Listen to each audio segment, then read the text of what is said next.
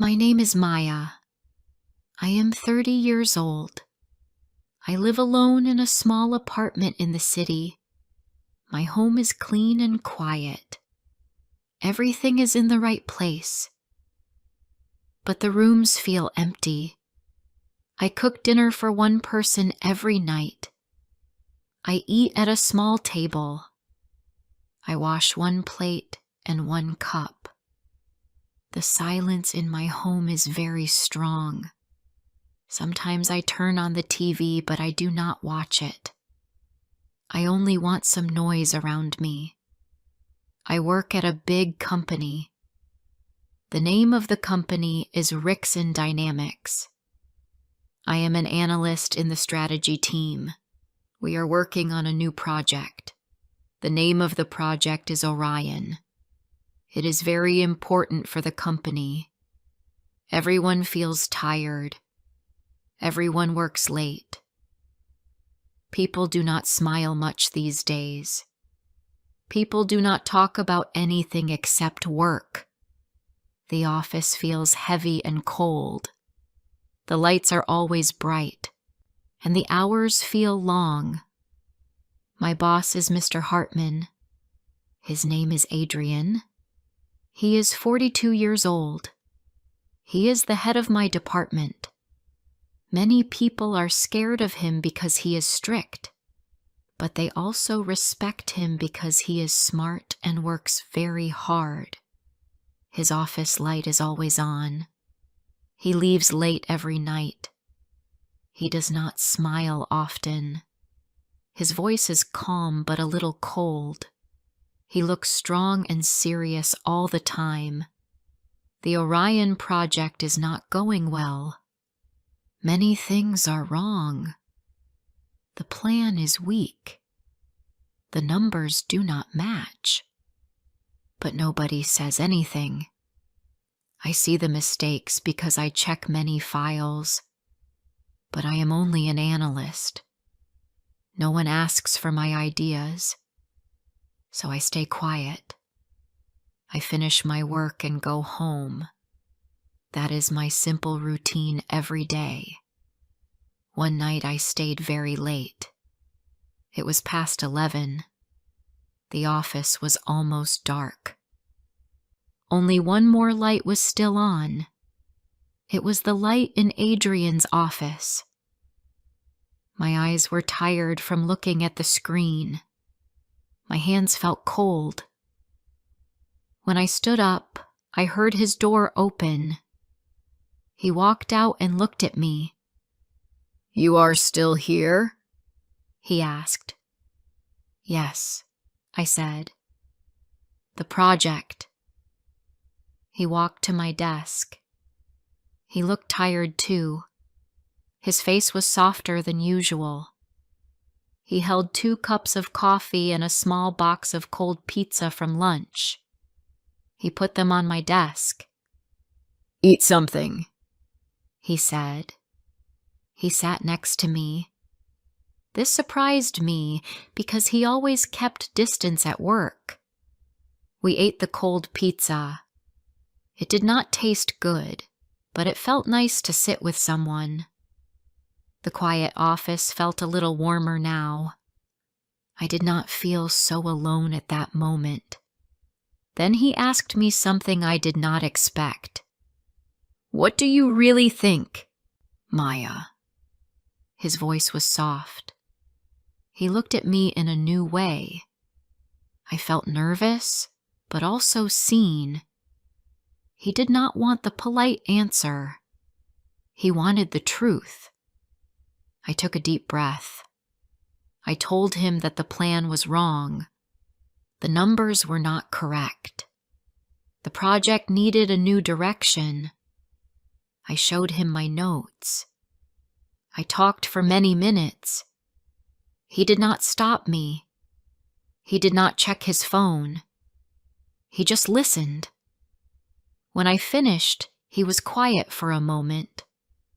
Then he said, "You are right." He stood up and walked to the window. He looked at the city lights. Then he said something that touched me. Sometimes the office feels warmer than home. I understood these words. I felt the same in my own life. We were both lonely people. We were both trying to look strong every day. That night, we worked together again. We fixed many problems in the project. We talked in simple ways. The hours passed fast. The office did not feel cold anymore. It felt calm and safe. We finished our work at 3 a.m. We saved the project. We looked at each other and smiled a little. We were tired, but we felt proud. That night, we were not only boss and worker. We were two people who worked side by side. Something small changed between us. We both felt it, but said nothing. The Orion project was a big success. The company had a small breakfast party for the team. People were happy. Adrian stood up to speak. He thanked everyone. Then he said my name. He told the team that my ideas helped save the project. People looked at me and clapped. I felt warm inside. For a moment, I did not feel invisible. I felt seen and valued. After a few days, the office went back to normal life. People started new tasks. The talk about Orion stopped. But one thing did not go back to normal. The way Adrian and I felt around each other. We acted normal on the outside, but the air between us felt different. It felt quiet, but full. I saw him look at me sometimes. I looked at him too, but only for a second each time. One Monday morning, we had a big team meeting. I looked up during the meeting. He was already looking at me. Our eyes met for a short moment. Then we both looked away fast. My heart beat very fast. I felt warm and confused. The day felt slow after that. I checked my phone many times. I did not want a message, but I also wanted it. When work ended, my phone made a sound. It was a message from him. Thank you for last night, not only for the work. I stared at the message. I knew this was not about files or numbers. It was about us. Something was growing between us, and we both knew it. I wrote back, "You are welcome." 2 days later, he sent another message. "Coffee tomorrow. Not near the office." My heart felt strange. I knew I should say no. It was not right. It could make trouble. But I typed, "Yes." We met at a small cafe near the river. The cafe was quiet and old. No one from the office came to that area. It felt safe. We sat in the corner. At first, we talked about simple things. Then he told me about his marriage. "My marriage is not alive," he said. "We live in the same house, but we do not talk. We do not see each other." His voice was tired. The words were sad. But they were honest. I felt close to him in that moment. I also told him about my life. I told him my home was clean but empty. I told him I felt alone most nights.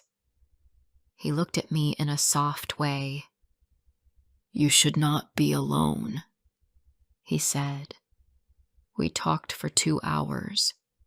We forgot about time. We forgot about rules. We talked like friends. We talked like two people who needed someone to listen. When we walked out of the cafe, it was raining. The parking area was dark. The air was cold. He walked me to my car. We stood close. The rain made a soft sound on the ground. "This is wrong," he said. "I know. I am married. I know. You work for me. I know." He did not step back.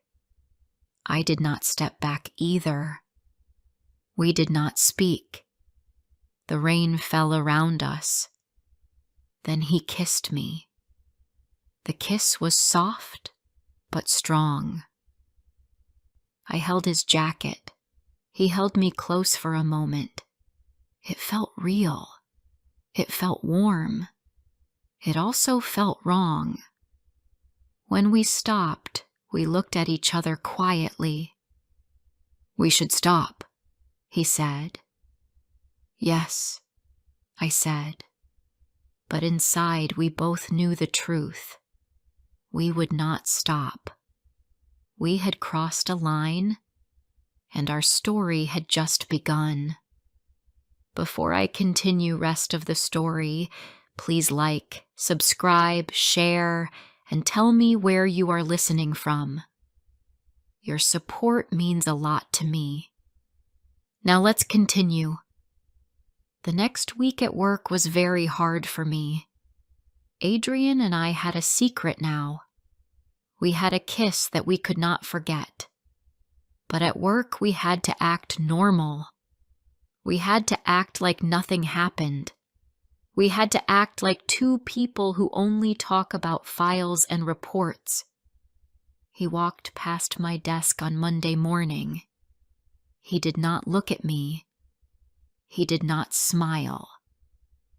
He looked cold again. He looked like the old Adrian.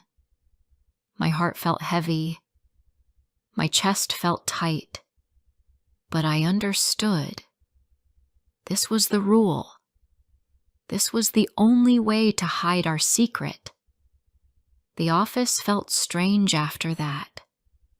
I felt his steps in the hallway. I heard his voice in meetings. Every small thing made me think about him.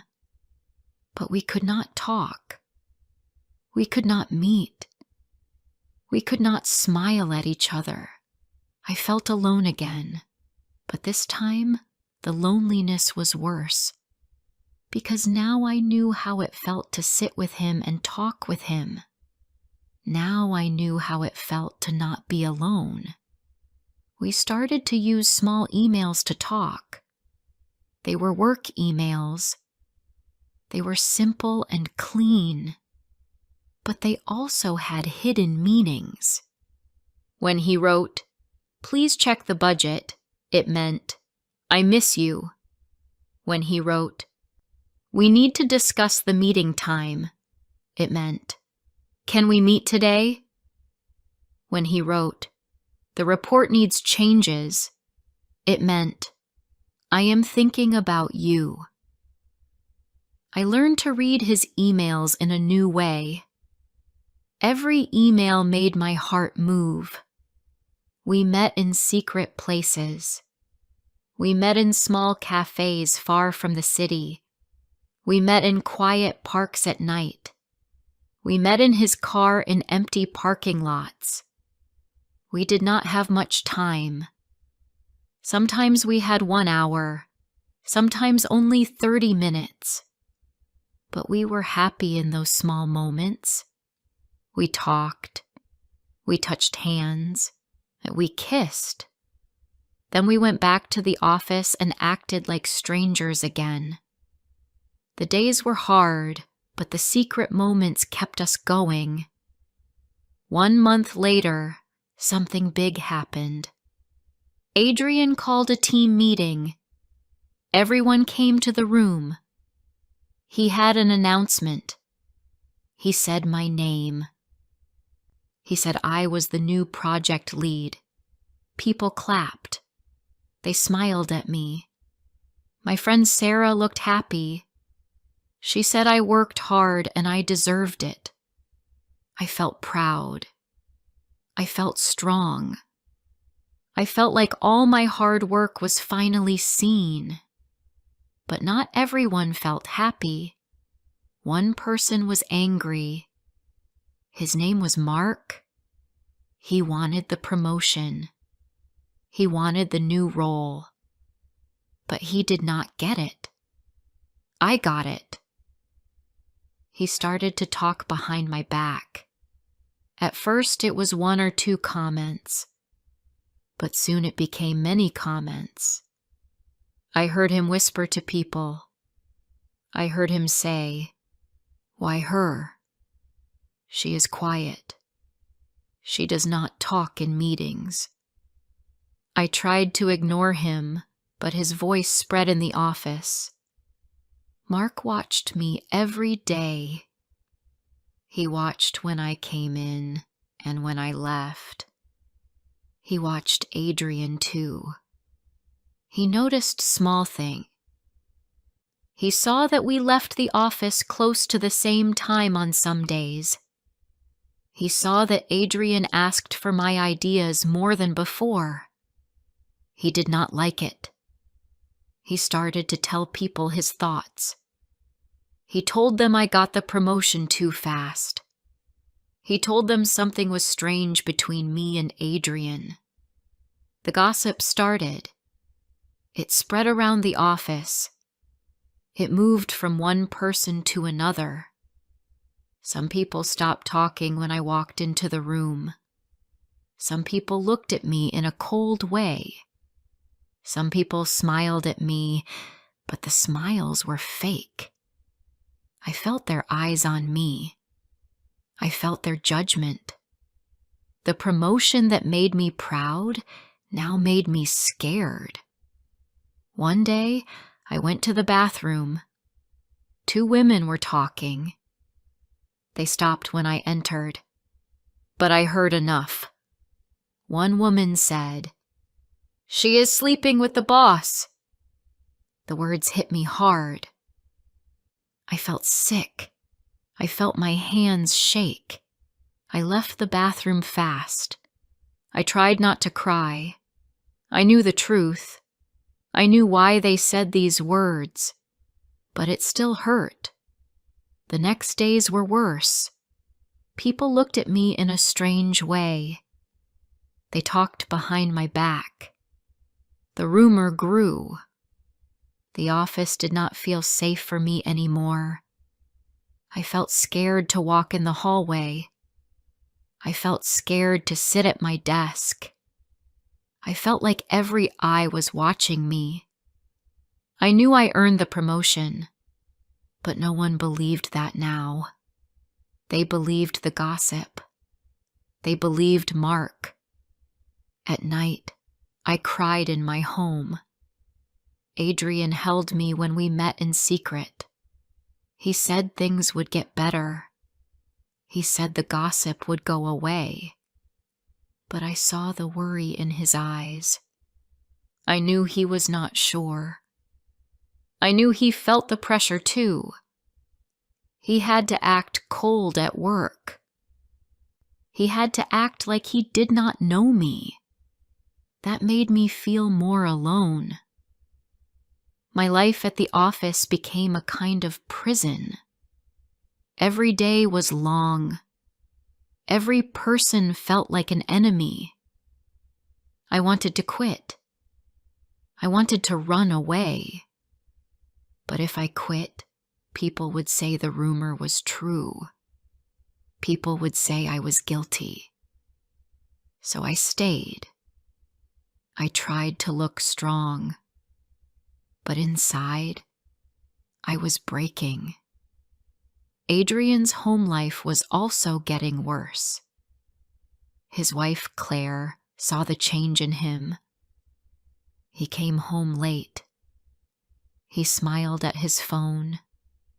He looked at messages too often. Claire asked questions. She asked, "Who are you texting?" He said it was work. She asked, "Why do you smile at work messages?" He said he did not smile. But she knew.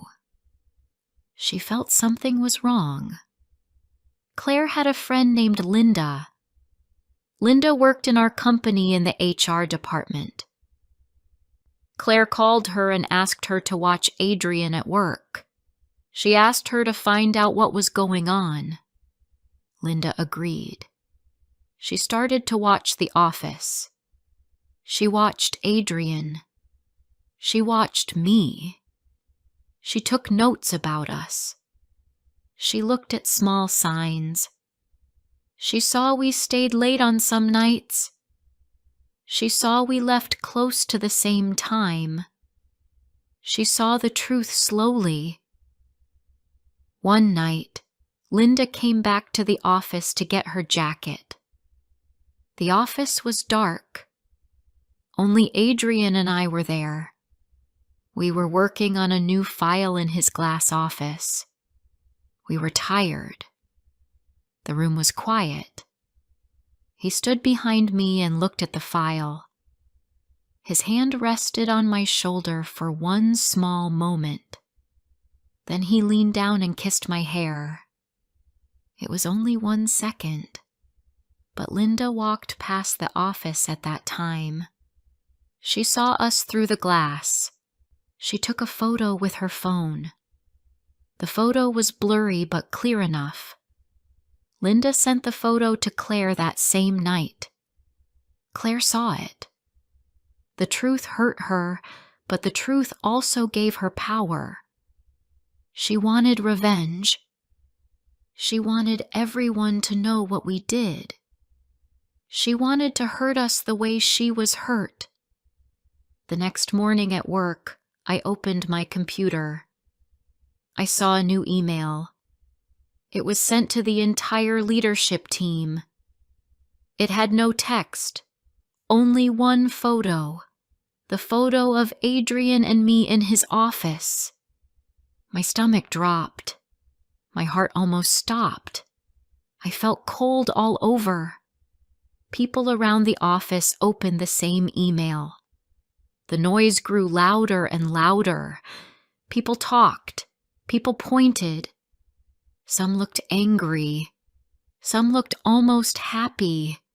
My secret was now open for all to see. I could not breathe. I could not think. The world around me felt like it was falling apart. My phone buzzed. A message from Adrian said, "My office now." But I could not move from my chair. Everything was destroyed. Everything was broken. HR called me at 10.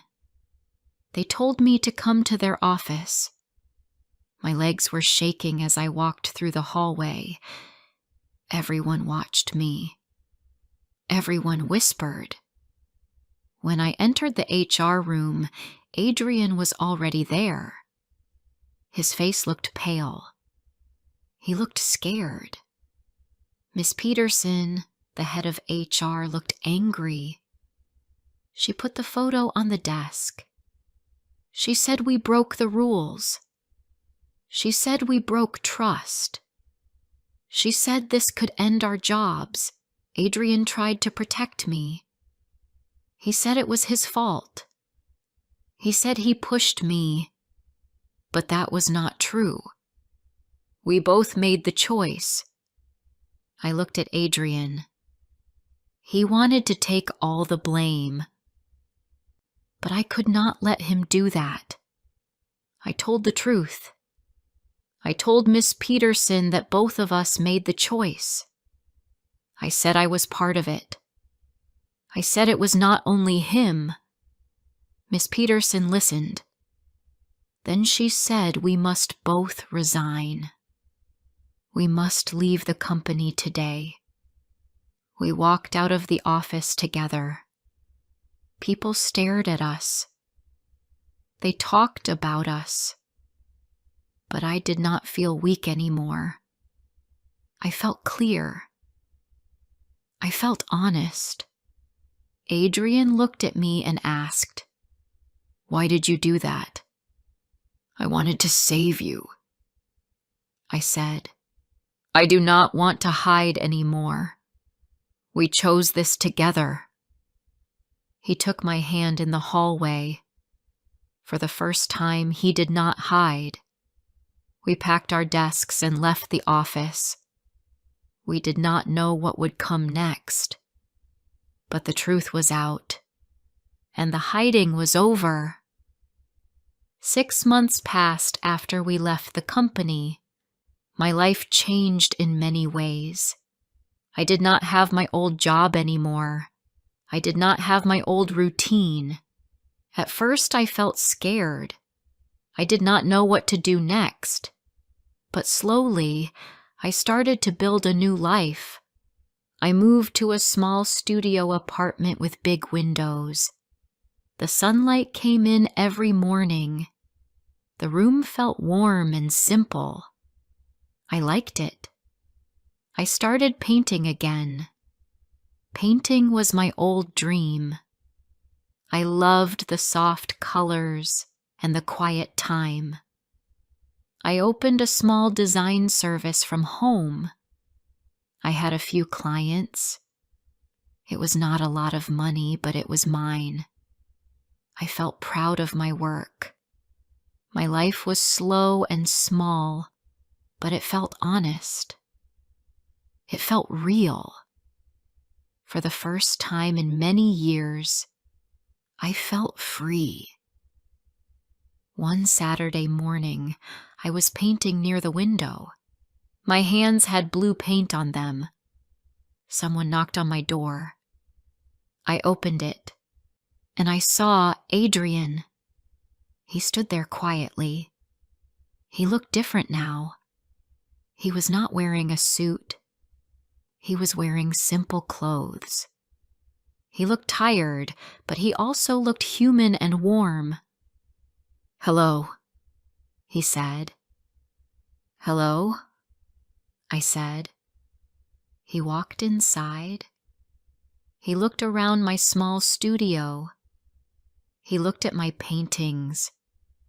He looked at the sunlight on the walls. His face was soft.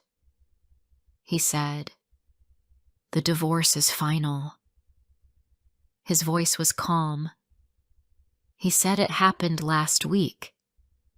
I looked at him. "I am sorry," I said. He shook his head. "I am not sorry," he said. "The marriage was over for a long time. We both knew it." He told me he lost the house and many things. He had to start again from nothing. He had no big title now, no power, no office. He felt unsure about the future, just like I did in the beginning. He looked at my work again. "You built something new," he said. "You started a new life. It is small, but it is beautiful." His words touched me. I did not know what to say. He stepped closer and said, "I want to start again too. I do not want lies. I do not want secrets. I want something real. Can we start again? Just us. No hiding." I looked at his hand when he reached for me. I looked at the colors on my fingers. I looked at the sunlight on the floor. For 6 months, I lived alone. I learned to be strong alone. I learned to stand without help. I did not need him to survive. But I did want him. I wanted the real him. Not the secret version. Not the quiet moments in dark places. I wanted the open truth. I placed my hand in his. His hand felt warm and steady. I felt calm. I felt ready. Yes, I said. We can start again. Adrian smiled. It was a real smile, a simple smile. We stood together in my small studio. The morning light was soft around us. My new life was around me. I did not know what the future would bring, but for the first time I felt hope. We were free now, and we were ready to begin again in the light. Thank you for listening to this story. If you enjoyed this story, please like the video and subscribe to English Medium Stories. Stay with us for more classic stories in easy English. My name is Miranda. I am 22 years old. I live with my grandmother in a small house in our village. I lost my mother and father when I was 10. They died in a car accident, and from that day on, I lived with my grandmother. She raised me like her own child. She gave me food, clothes, and a safe home. She worked in the fields even when she was tired, and she cooked warm meals for me every day. She protected me from danger, and she taught me how to live a simple life. I respected her very much, but I was young, and sometimes I did not listen. I liked my friends, and I liked to go out. I laughed a lot and stayed out late. My grandmother told me to be careful, but I thought she worried too much. She often said that life in the village could be hard for a young girl. She wanted me to have a safe future. She wanted me to have a husband who would care for me the way she did. She believed a good husband was like a safe home.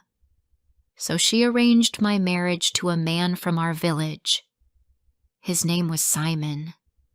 Simon was a simple man. He worked as a carpenter. He made tables, chairs, and small wooden toys. He had strong hands and a soft heart. He spoke kindly and never raised his voice. When I first met him, I felt shy. I did not know much about him, but my grandmother trusted him. She said he was honest and hard-working, and that was enough for her.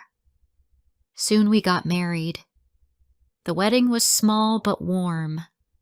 My grandmother cried with joy. Simon held my hand gently and promised to take care of me. After the wedding, we moved into a small house near the edge of the village. Our life together was quiet. Every morning, Simon woke up early and went to his workshop. I cooked breakfast and swept the floor. In the evenings, we ate simple meals. Simon always asked how my day was. He looked at me with soft eyes, full of care. I felt safe with him. At night, we sat outside and watched the stars. Life felt slow but peaceful. For 2 years, we lived like this. Simon loved me deeply, and slowly I began to feel the same for him. He made me feel important. He never let me feel alone. But one day, everything started to change. Simon came home with news. He had found a new job in the city. The job paid more money than anything in the village. It was a chance to build a better life. I felt excited. My heart beat fast. I dreamed about tall buildings, bright lights, and beautiful clothes.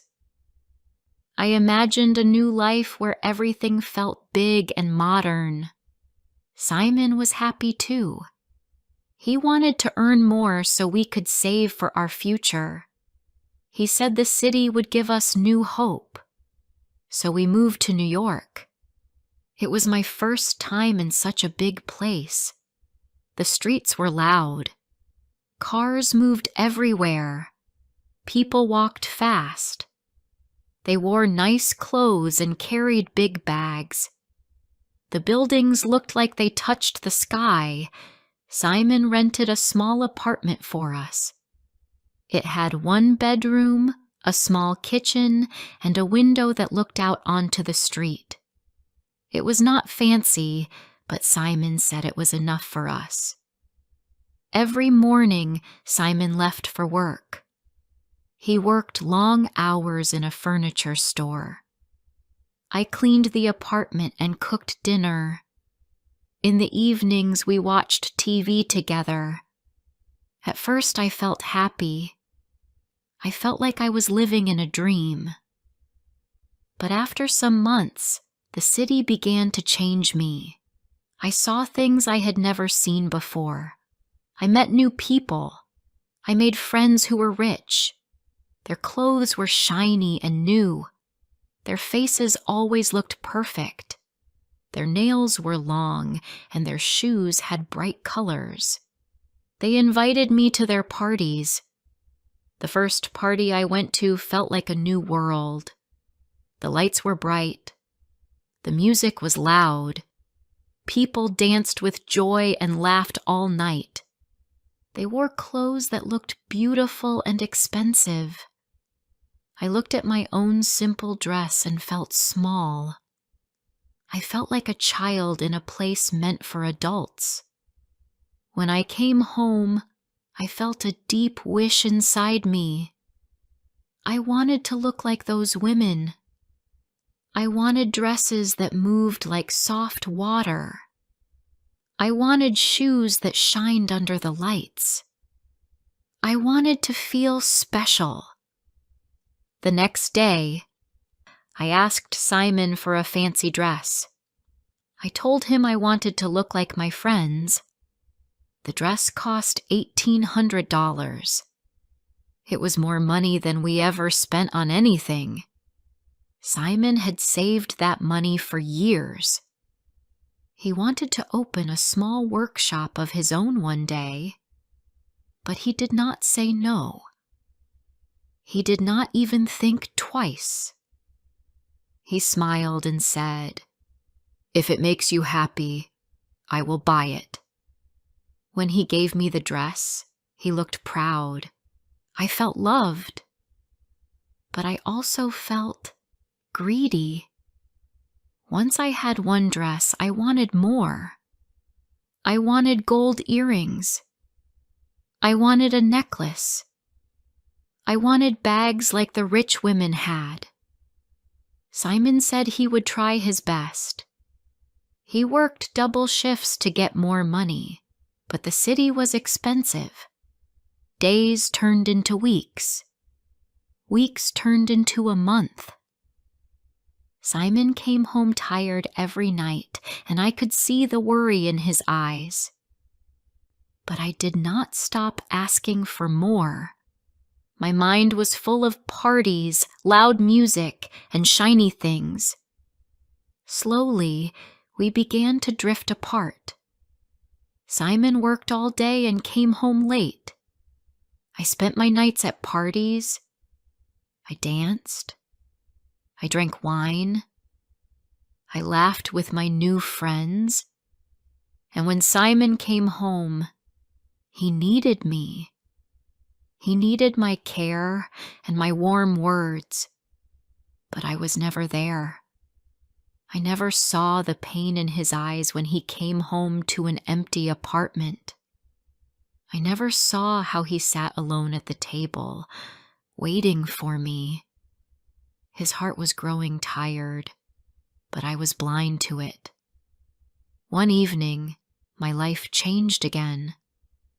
I met Pete at a club. He wore an expensive suit. He smelled like sweet perfume. He had a smile that made me feel important. When he spoke, his voice sounded smooth. He said I looked beautiful. No one had said that to me in a long time. We danced together, and he held my waist gently. I felt warm near him.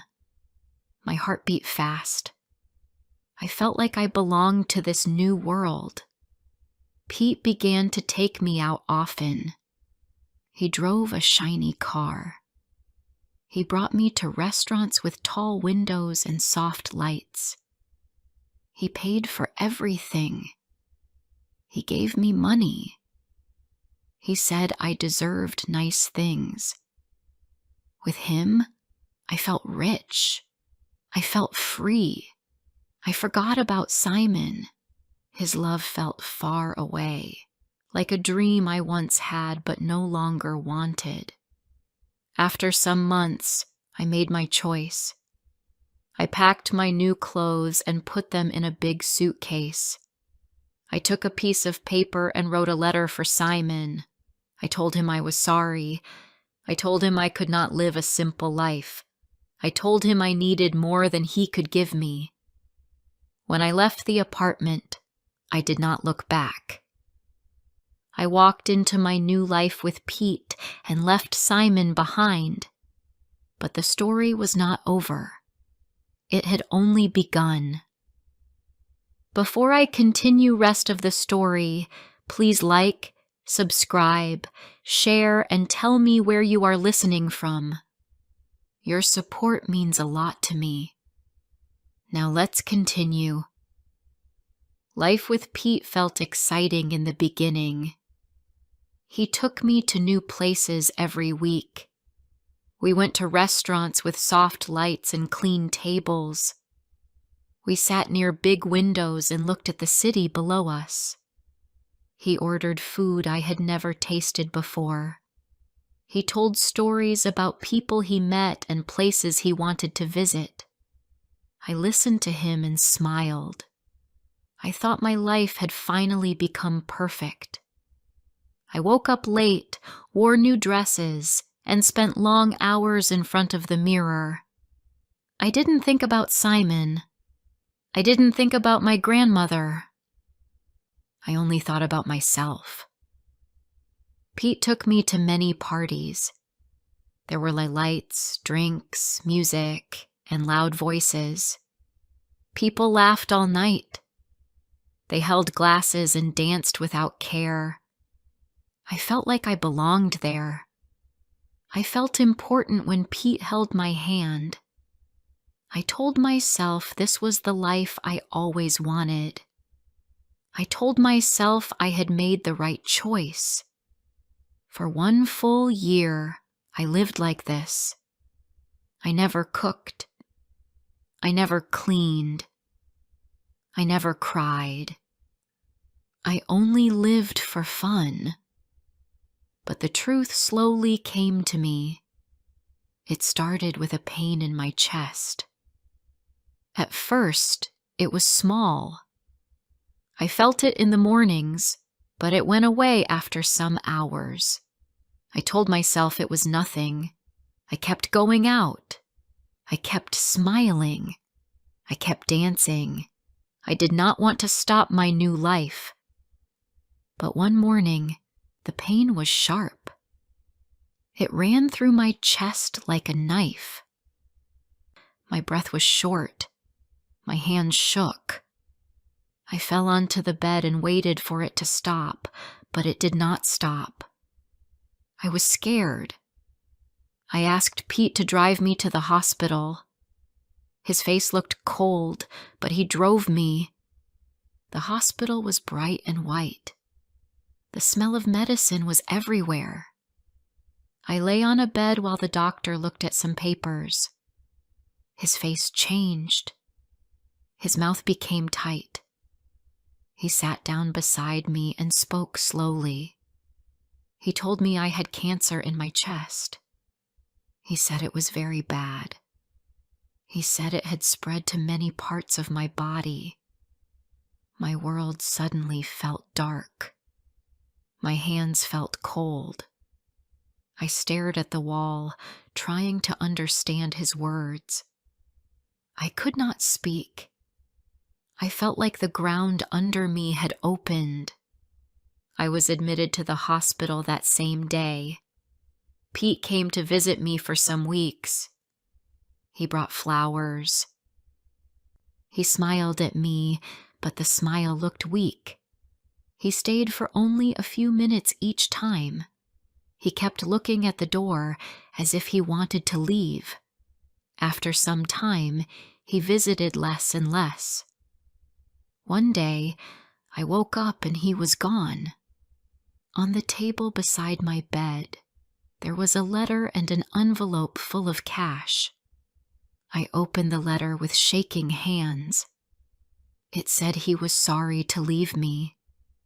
He said my health was getting worse. He said the doctor told him my chance of living was very low. He wrote that he could not sit beside me.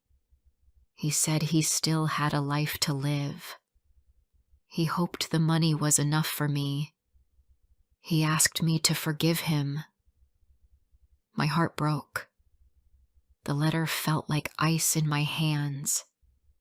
I read it again and again. It was written in the same way I once wrote to Simon. All the words I had written came back to me.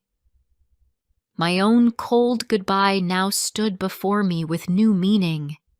I cried until my pillow was wet. I threw the money across the room.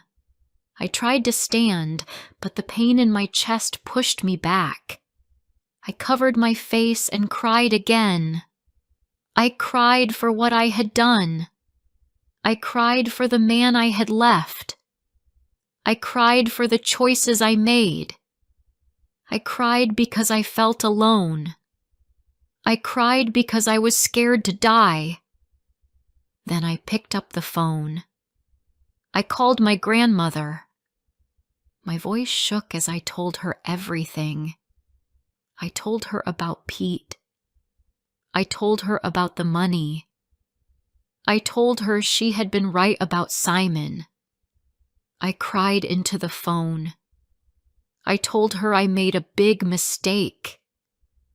My grandmother did not shout. She did not blame me. She only said she was coming right away. Hours later, the hospital door opened. My grandmother walked in with her small steps. Behind her stood Simon. My heart stopped. My breath felt thin. I could not speak. The two people I had hurt most were now in my room. My grandmother came to me first. She touched my hair. She said she was there now. Simon stood near the door. His eyes were wet. He looked tired. He looked older. But he also looked gentle, like before. From that day on, they never left my side. My grandmother stayed all day. She sat beside my bed and told me stories from our village. She rubbed my hand when the pain became strong. Simon worked long hours, but every night he came to the hospital. He bought me warm soup. He cleaned my hair. He held my hand until I fell asleep. Some nights he looked so tired I thought he might fall from his chair.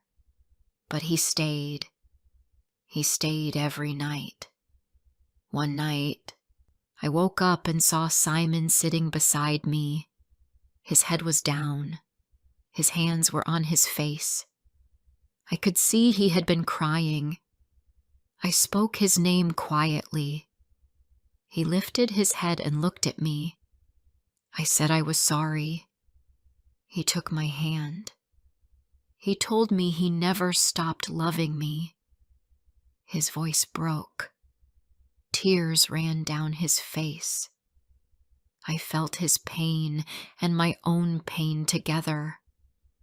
I cried too. He leaned closer and held me. I felt safe again for the first time in a long time. My grandmother stood at the door. She watched us with soft eyes. She wiped her tears and left the room quietly. She knew I needed this moment with Simon. She knew love was returning to us. She knew I was learning the truth now, even though it came late. Simon sold our small apartment in the city. He used the money to pay for my treatment. He told me not to worry. He told me my life was more important than any house. I did not know how to thank him. I felt both happy and sad. Happy because he still loved me. Sad because I had hurt him so deeply. The treatment was long and hard. Some days I could not move. Some days I cried from the pain. Some days I felt weak like a small leaf in strong wind. But Simon and my grandmother stayed. Their care felt like warm hands around my heart. Slowly, my body began to heal. The doctor was surprised. He said my health was improving. He said I could leave the hospital in a month if this continued. I felt hope again. A month later, the doctor told me I could go home. I looked at Simon and my grandmother. They smiled at me. They held my hands. I felt like I was waking from a long, dark dream. I had spent almost a year in that hospital, but now I was going home. I felt grateful. I felt alive. After I left the hospital, Simon took me to a small rented house outside the city. It was a quiet place with soft light and clean air. The house had 2 small rooms and an old table. It was simple, but it felt safe. My grandmother cooked soup in the kitchen. Simon opened the windows to let fresh air in. I sat on the bed and looked around. I felt like my life had started again. The first weeks were slow. My body was still weak, so I could not move much. Simon helped me sit outside in the sun. He brought me tea in the mornings. My grandmother cooked warm meals for me. She told me old stories from the village. I listened and felt calm. I had not felt calm in a long time. One afternoon, there was a knock on the door. It was a friend from the city. She came inside and sat down. Her face looked worried. She told me something I did not expect. She said Pete was not rich. His car was rented. His house was rented. Even his clothes were borrowed. He had only been in the city for a short job. When the job ended, he left. I listened in silence. I did not cry. I did not feel hurt. Instead, I felt free. It was strange, but I felt lighter. I thanked my friend. After she left, I sat on the sofa and breathed slowly. For the first time, I felt glad Pete had walked out of my life. After 1 month in the small house, Simon and I moved back to the village. My grandmother lived there alone, and she waited for us outside her home. When she saw us, she opened her arms. She hugged me tightly. She hugged Simon too. Her smile was warm, and her eyes were full of joy. Life in the village was simple again. Simon found work with an old friend. He made chairs and tables like before. He worked with wood all day. In the evenings, I waited for him. When he came home tired, I served him warm food. He ate slowly and smiled at me. I felt peace inside my heart. I helped my grandmother in the garden. I cooked simple meals. I washed clothes in the sun. I sat by the window and watched birds in the trees. Sometimes when I remembered the city, it felt far away, like a dream that no longer mattered. Months passed, and one morning I felt strange. I felt tired and sick. My grandmother told me to rest. Later, I went to the small clinic in the village. The nurse checked me and smiled. She told me I was not sick. She told me I was pregnant. I was going to have a baby. When I heard the news, tears filled my eyes. They were soft, happy tears. I walked home slowly, holding the news close to my heart. When I told Simon, he looked surprised at first. Then he smiled. A real smile. A smile that reached his eyes. He held my hands and said thank you again and again. My grandmother cried with joy and hugged us both. The months went by gently. My belly grew. Simon helped me walk when I was tired. My grandmother cooked healthy food for me. She talked to the baby and said kind words. I felt safe. I felt loved. Every evening, the three of us sat on the porch. Simon rested beside me. My grandmother rocked slowly in her chair. The sky turned pink and the air cooled down. These quiet evenings felt like gifts. When the time came, I gave birth to a baby boy. He was small and soft. His hands were tiny. His eyes were bright. Simon held him close and cried quietly. My grandmother kissed him and called him a blessing. I held him in my arms and felt a deep love I had never felt before. Now all four of us live together in our simple home. Simon works with wood. My grandmother helps with the baby. I take care of the house and watch my son grow. At night we sit together and talk in soft voices. Our home is small, but it is full of peace. I look at my life now and I understand something clearly. True love is not money, lights, or loud parties. True love is the hand that stays with you when you are weak. True love is the voice that comes back when you have lost your way. I made many mistakes, but I was given a second chance. Simon wanted me even when I did not deserve it. And today, with my baby in my arms, I finally understand the meaning of real love. Thank you for listening to this story.